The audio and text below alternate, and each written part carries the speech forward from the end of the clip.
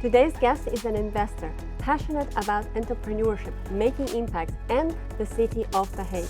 He always looks for similarities in people and creating opportunities. Let's find out more about Keith Wallace from Hevos Investment Fund.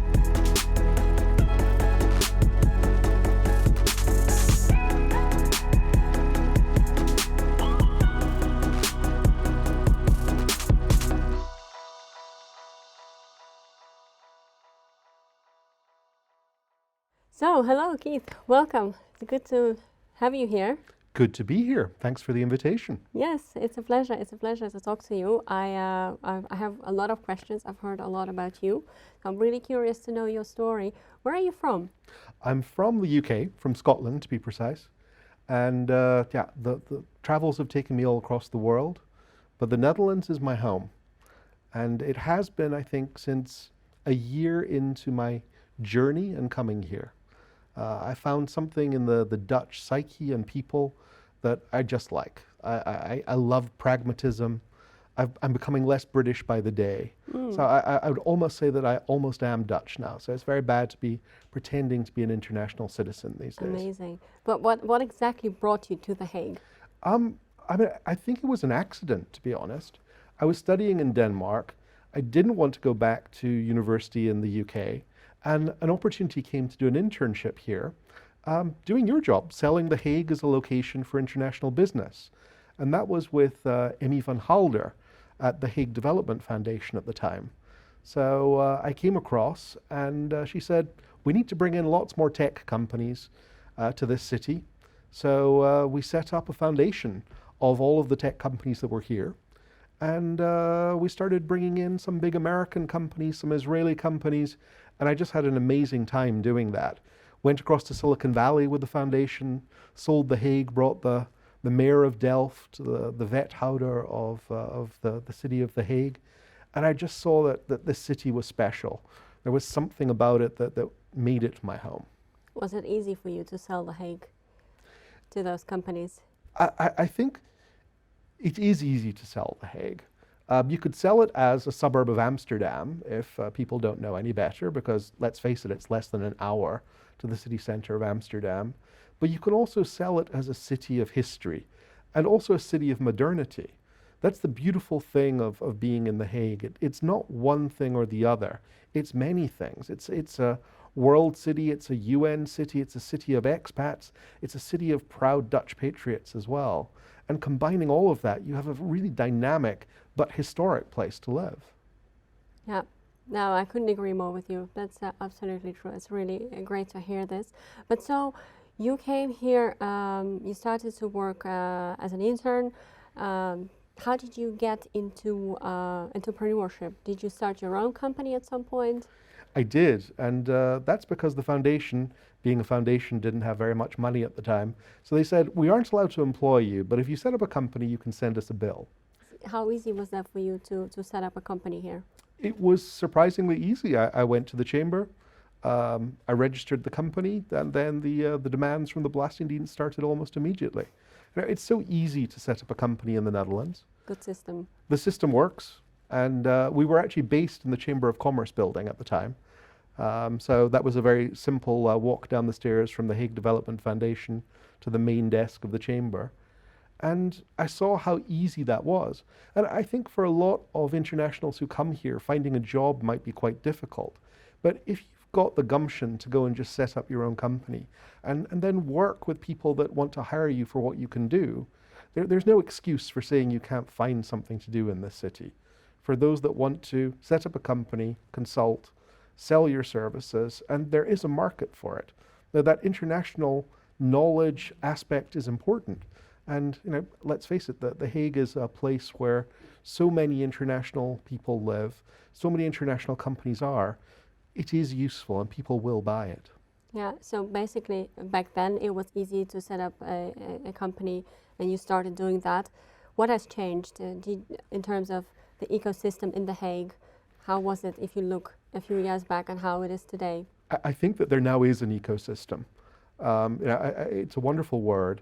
There were players in the market at the time, but there was no discernible ecosystem. I mean, And, we've now got a regional promotion agency that's here. We've got a regional development agency for the city and not just for the wider province. So things have changed.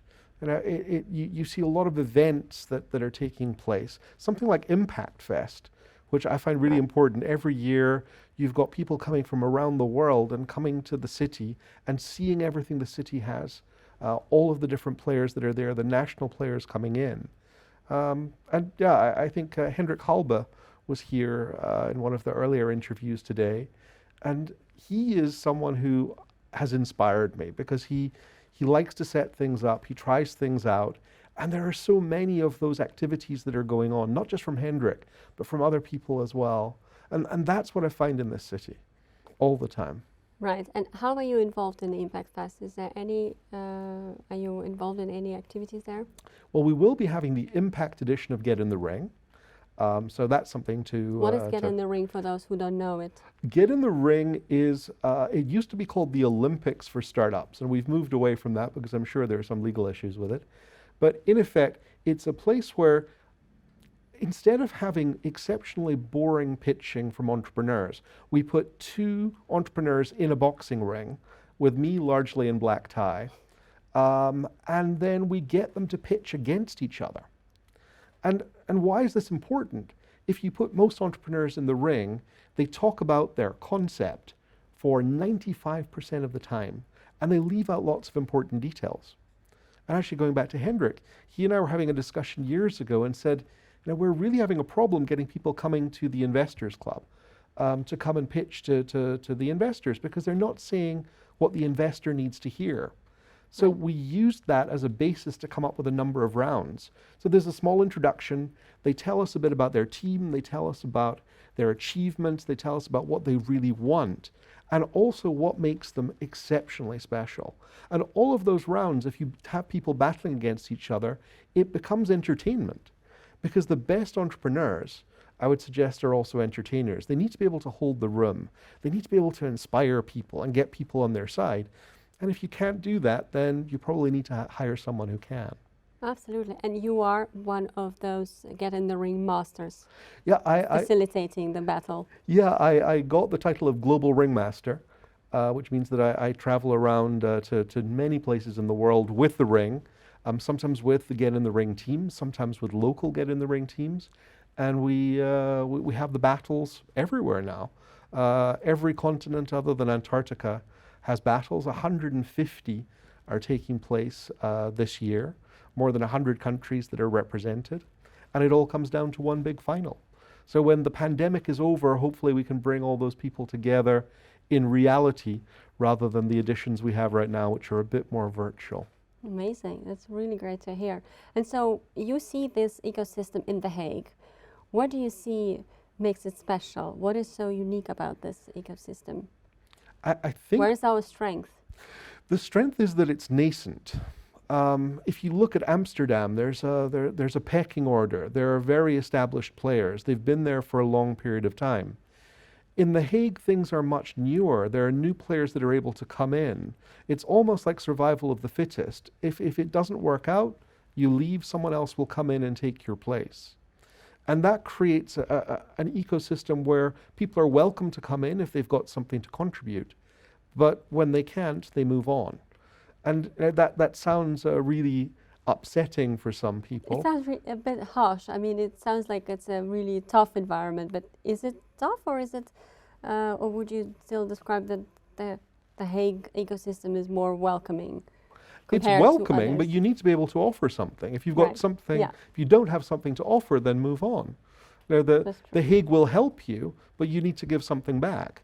And I think that's the great thing of the ecosystem players, and the fact that most people are well networked here, that they're able to work together on the things that make them special. So, you know, there are so many players out there that do their own thing, and then if they need some investors, they might work with us at the Investors Club or with other parties that are there.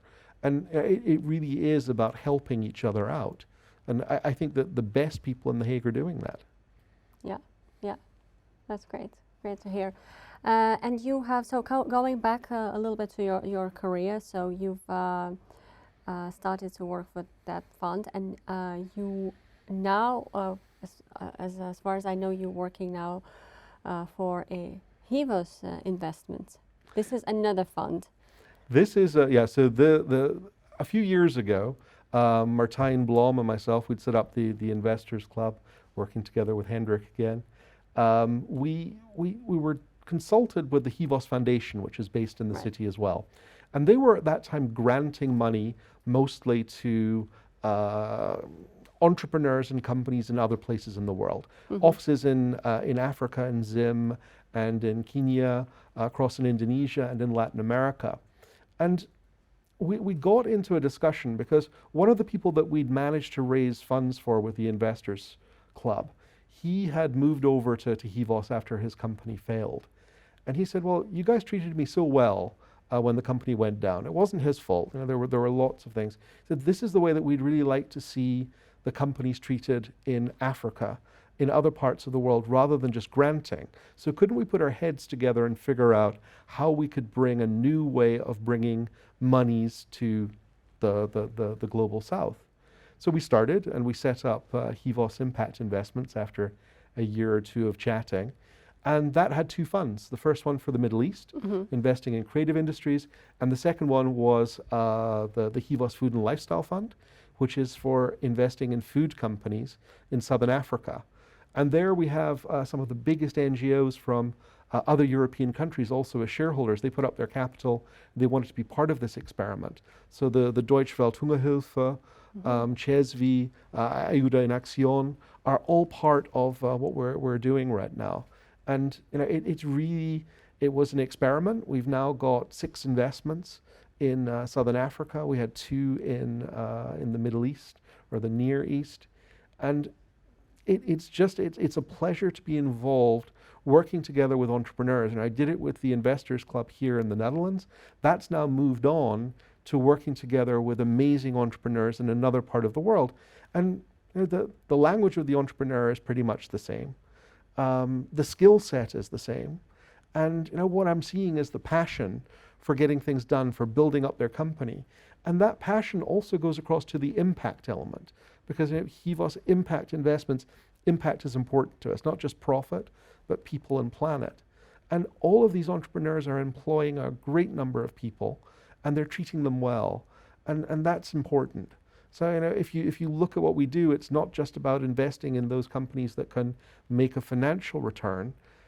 Just as important is that impact return, is the social returns. So impact is an important criteria for you to choose a company invest into. What else is important? Should it be small, big?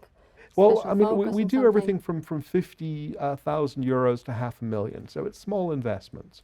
We're looking at the entrepreneur. And there has to be a team. It can't be a one-person company. It needs to be 1 or 2 at least that are in control. And we're looking for that passion to build something and to scale. The fact that our money goes in to take it to the next level. I mean, there's that wonderful debate that's always going on between startups and scale-ups, and everyone's into scale-ups at this point. Right. But there's that stage before, and we want to enable the company to get to the next level. So they need to be profitable. They need to have customers. And then we'll put our money in to take them to the next level. And through local partnerships, we might be able to get them more money as well. We don't take seats on the board, we just take seats on the advisory board, because our job is to put the money in and to help them. Their job is to be entrepreneurial and grow the company. And on top of financial help, do you also help them with some coaching, mentoring, networking, any of that as well? We do that. And I think that the debate that we're having right now is how useful that truly is. Because what we want is an entrepreneur that's able to get things done without our help and assistance. And you know, we've got local team members in South Africa and in Zambia, and they're able to just go and give real advice in terms of if there's a problem, they're on the ground, they can help out the companies. Also with our Malawian investments. But having coaches from Europe, that doesn't work. You know, we just changed within Hevos Impact Investments that we now are co-owned across Africa and Europe. So it's something that we've wanted for a very long time. So as well as the Hevos Foundation being the shareholder of Hevos Impact Investments, we also now have a South African impact investor. and Pat Pillai and Lifeco Unlimited, his company, came in and took 40% of the shares in that holding company, the management company. And that's really spiced things up. We've got a good presence on the ground, and through their network of local coaches, we're going to be able to do so much more. Because I think that we have to be less adamant that we can bring European expertise to the rest of the world. I think that actually the big thing right now is getting the expertise that's local and that really hits the spot. That's a very interesting thought. Living here in The Hague, the city, the impact city with a very diverse and international population. Talent is a big topic here. How to attract talent, how to retain talent here, especially bringing international talent. Do you have any thoughts about this? Where do you think The Hague is strong in terms of attracting talent, and maybe in which sectors? Where do you see we have weaknesses, and what could we do better? I think that there are a great number of entrepreneurs out there that could benefit from being part of this ecosystem. And I think we have to be more open to non-European entrepreneurs and getting them in. We need to By being open, you mean to offer them more easy ways to enter? An easy way to enter. I mean, I think France has come up with a sort of startup visa that allows entrepreneurs to come in. And there are pockets where there are coaching plus investors plus, it's almost like a one-stop shop for the entrepreneur. One of them is in Aix-en-Provence, and it's being run really well down there with some people that I work with Mediterranean Business Angels. And if we had something like that, that would be amazing. But the other thing that I think we have to get away from is the sort of parochial mentality that The Hague and Rotterdam are so very different.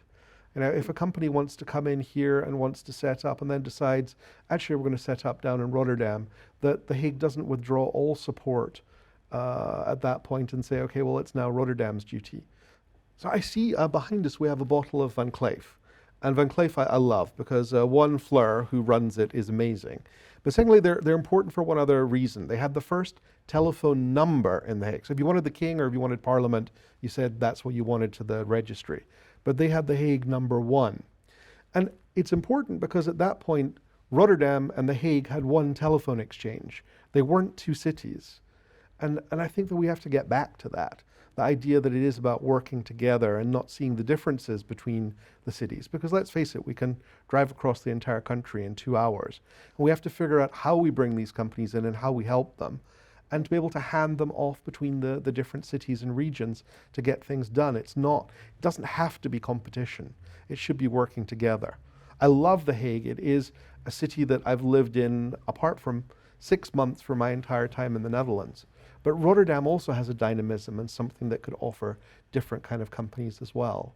So I think it is ditching that slightly parochial attitude that The Hague always has something to prove to the bigger cities and needs to be so very different. It's one of a great number of amazing cities. I still think it's the best, but it needs to work with these cities more rather than being in competition with them. No, I agree.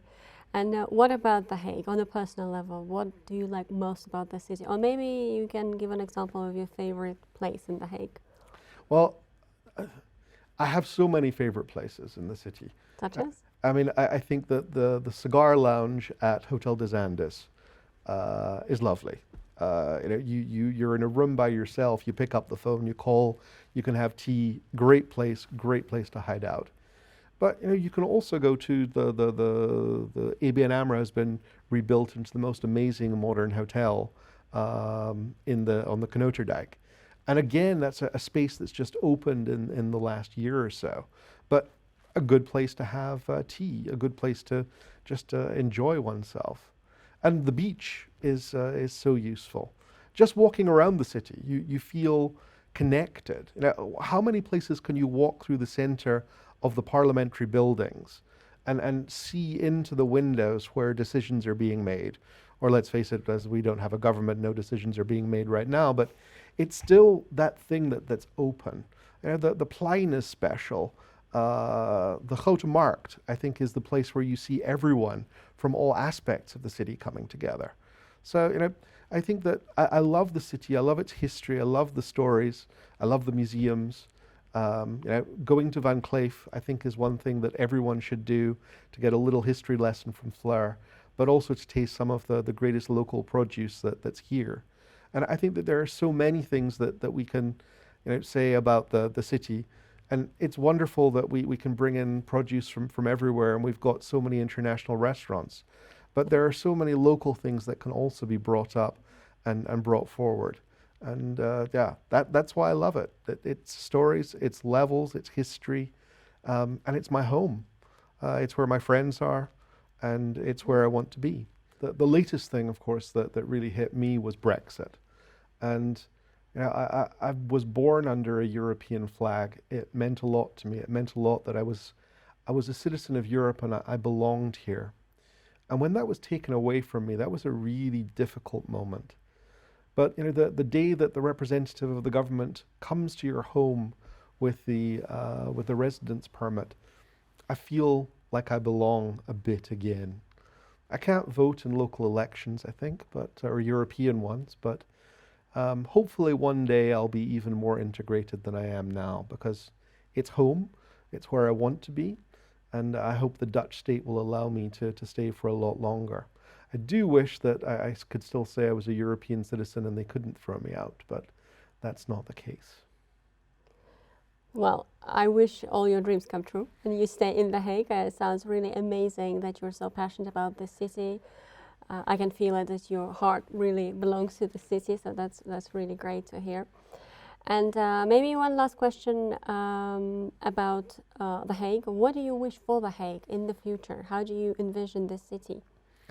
I think that as an international, it's very difficult to answer that question without saying there are so many things that we should bring in from elsewhere.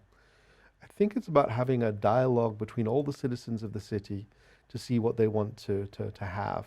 I know there are plans to do a lot with the greening of the city, and I think that would be beautiful. I live in the city center, and I'm so close to everything.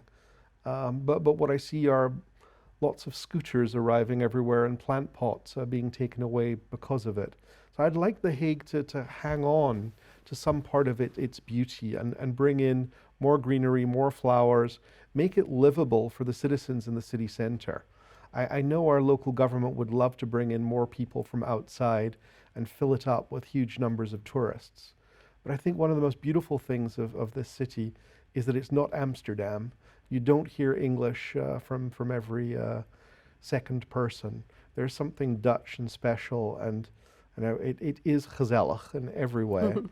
And I hope it remains that way, with a little more green, and maybe putting impact a bit more into its heart. And maybe get rid of those awful bicycles with the thing on the front. I never quite understand why anyone wants a bakfiets. I think they're dangerous weapons and they should be banned, and especially the people that drive them. It may be a Dutch tradition, but I said I would finish on something a tad controversial. I don't understand them. I've been hit by them twice, and it hurts. And these people don't care. I think that you should have to do a driver's license exam just to drive one. And that brings me to just a story to slightly end on, because Go ahead. I remember it was the days of the Hague Development Foundation, and we had an American company, and I had to show them the city. So we borrowed a few bicycles from the Chamber of Commerce downstairs, and we went on a bicycling trip. But I'd never heard of backpedaling to brake before. So it was my second day in the city. I was driving through it with a couple of Americans behind me, and I hit a little old lady as she was crossing the street. And I was very apologetic. I was on the ground. She heard me speaking English. She must have been in her 60s or so. And she got on the bicycle and she showed me how to backpedal. I've never been, one, more thankful of her forgiveness, but also feeling so small. It was one of those things where I looked behind and saw my colleagues who were also on bicycles falling about with laughter as I was being taught how to use a bicycle. And that's the welcome that you get in The Hague. That's the welcome from the citizens, not just the business community, but from everyone. It's a place where internationals are welcome. It's a place where internationals can thrive. And it's a place where internationals are invited to offer something. Right. And that's something that really is close to my heart. Yes, I agree. I agree absolutely with everything what you say. It's yeah, it's great talking to you. I really like that you are so passionate about the city and you share your stories, even personal stories. It's amazing. So thank you for coming over. Absolute pleasure. And good luck with the rest of the Yeah, interviews today. thank you. Thanks.